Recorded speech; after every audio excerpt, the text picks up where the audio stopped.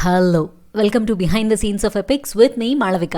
Focus అనేది లైఫ్లో చాలా ఇంపార్టెంట్. ఫోకస్ ఉంటేనే సక్సెస్ ఉంటుంది. చేసే పని ముందు కంప్లీట్ అవుతుంది. మైండ్ డీవియేట్ అవ్వదు కాబట్టి స్ట్రెస్ ఉండదు. ఇలా చాలా ఉపయోగాలున్నాయి. మరి how to stay focused?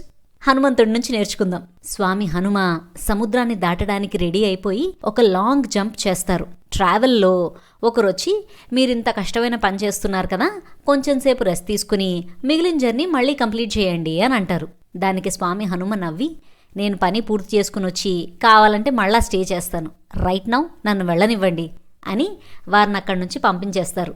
లంకలోకి enter అవుదామంటే Lankini అనే రాక్షసి అడ్డుపడుతుంది. తనతో ఫైట్ చేసి లోపలికి వెళ్తారు. ఇక్కడ మెయిన్ టెస్ట్ కాంచన లంక.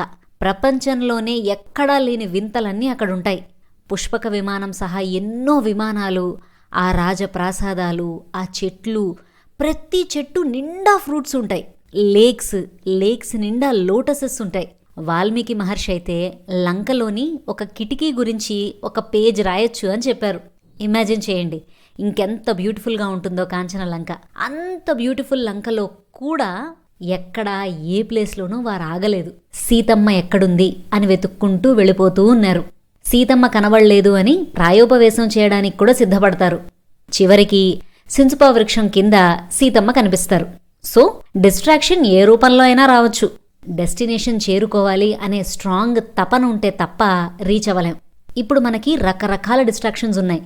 Videos, photos, social media. ఇలా సక్సెస్ అవ్వాలి అనుకున్నప్పుడు ఏది చూసినా మన గోల్ గుర్తుకు రావాలి. అప్పుడు ఫోకస్ ఆటోమేటిక్గా వస్తుంది.